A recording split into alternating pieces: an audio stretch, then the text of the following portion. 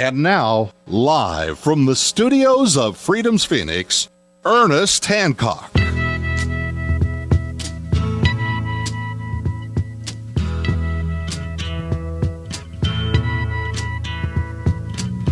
There's something happening here, but what it is ain't exactly clear. There's a man with a gun over there, telling me I got to beware. I think it's time we stop, children. What's that sound? Everybody look what's going down. Yeah, declare your independence or stop and take a look around. Who's going to help us? Who's going to help us understand? Somebody that's been there, I tell you that. Writing about it, Susanne Dahlgren from Helsinki. She spent over the years from young to later in Yemen. Speaks Arabic, knows what's going on, wrote a book, Contesting Realities, the Public Sphere and Morality in Southern Yemen. You know, this is, let me give you some of the news that's going on right now so we understand what we're dealing with. What we have, stories right now, CIA poised to begin drone strikes against Yemen. The CIA has been responsible for a massive drone campaign against Pakistan's tribal areas, launching scores of strikes and killing thousands of people over the past several years of escalations. As with the Pakistan attacks, the Yemen strikes will nominally be aimed at assassination of Al-Qaeda members. Now, the CIA strike will center if parts. The CIA strikes will center if they did their grammar wrong here. They're talking about the attempts to assassinate U.S. citizen Anwar al-Awlaki, who officials admitted last year was the first confirmed U.S. citizen to be tapped for assassination by the president. Now, this is from Jason Diz over at antiwar.com.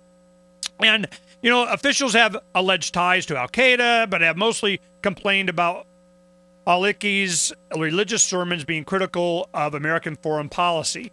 Well, heck, man, the missiles ought to start raining down here any minute. Because if you're critical of American foreign policy, I guess they don't like that none too much. Now, what's happening with WikiLeaks comes out, and it confirmed what a lot of people knew already, is that the U.S. has been secretly backing Syrian opposition groups, and this is going on across the Middle East, where you have funded projects that will beam in satellite television programs that are covering, you know, anti-government programming into the country. Now, that means that we're familiar with this with the Eastern Bloc and the Soviet Union. We had, you know, they call it Voice of America and so on. Well, now the Russians are going, payback's a B, man. They're doing the same thing with Russia Today, RT.com going in America. They got 20 million homes that can listen to what the programming that they have, and all of a sudden they got some libertarians up there going, freedom good, government bad. As long as they don't say the Russian government's bad, I guess you can say U.S. government's bad all you want. But this is what is escalating. It's an information war that is getting the people all riled up. They say, you know, people are rising up saying, we don't want any more of fill in the blank, and we want a bunch more of whatever we don't got. So this is happening across the Middle East. So what does Saudi Arabia do? Saudi Arabia is giving billions of dollars to various different, from Egypt, where the Saudis dispensed $4 billion in aid last week to shore up the ruling military council, to Yemen, where it is trying to ease out the president, to the kingdoms of Jordan and Morocco, where it has invited to join a union of Persian Gulf monarchies. Now, we be kings. We got our own little king club. I bet you the executive washroom key on that's made of gold. Saudi Arabia is scrambling to forestall more radical change and block Iran's influence. So this is a good question for Susanne. Susanne, is there really an Iranian influence in this? Is that what the Western powers and the status quo there are trying to, you know, fend up against? Is Iran's influence in the people rising up against a Western influence in the Middle East? Is that what's going on?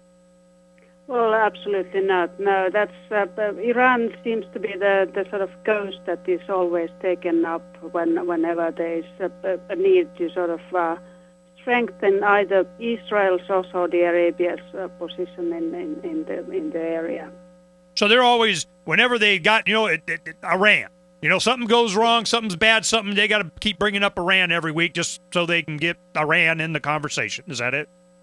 Yes, more or less, yes. Okay, so the Saudi Arabia, it seems to me, this is my opinion, just from what's happened over the last few years, is that Saudi Arabia is worried. I mean, they're looking at their monarchy starting to crumble around the edges, and they see all these other countries in the Middle East as kind of insulation from the people rising up. And they think if Yemen goes and Jordan and Syria and Egypt and, the Bahrain and everything else, as they start to fall, that, Saudi Arabia is just getting closer to the top of the list. Is that what they're concerned about? If they can keep Yemen under control, that it protects their monarchy somehow? Well, Saudi Arabia has always been sort of acting as a big brother to Yemen, but currently during this spring, Saudi Arabia has been really worried because there has been some small demonstrations inside the country also, and basically all these smaller countries that it thinks to control, Oman, Bahrain, and all these, they have had demonstrations too. So it's a kind of situation where it wants to keep popular uprisings in control, so that it doesn't spread too much.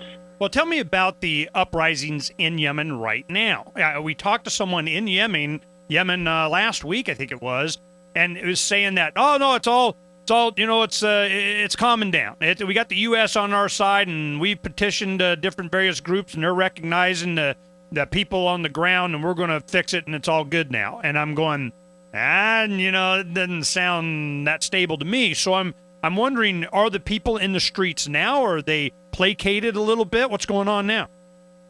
Well, there was huge demonstrations yesterday only, where people brought flowers to the streets, and the message was that they want to keep the revolution peaceful and unarmed. So the demonstrations are still huge. There's no sign of that they would be waning.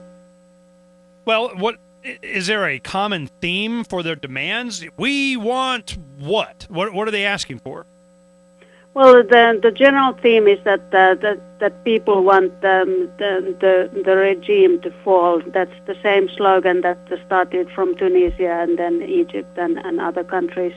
But the concrete slogan for the moment is that President Saleh should leave the power and allow a sort of transitional government to take over. To what? I mean, we had that with Mubarak, and the military takes over. I'm not sure they're, is it elections? They just want him gone. They'll worry about what happens later, or they have a specific type of government they want to install. I mean, what are just getting rid of him? I'm not sure that's a solution to anything. I mean, he's just a face. The structure, the bureaucracy, the people that rule you with the guns, are still there. Are they philosophically asking for something? I mean, what kind of government, if any? I mean, is there a crowd of people saying, you know what? We vote no government. How about we get to rule ourselves? I'm my own boss. I own myself. We're done. We don't need anything. And I'm wondering what it is that they're looking for other than just getting rid of what they got. Well, absolutely. The thing that the president is now basically gone, it doesn't mean that the regime has collapsed. There's president's sons and nephews are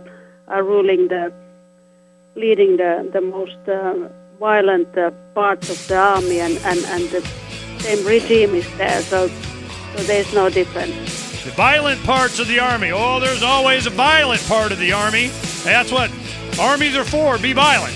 Well, is there anybody protecting the rights of the individual? Does that even come up? Is that philosophy even made aware to the people there? They're fighting for what? Somebody else to rule them?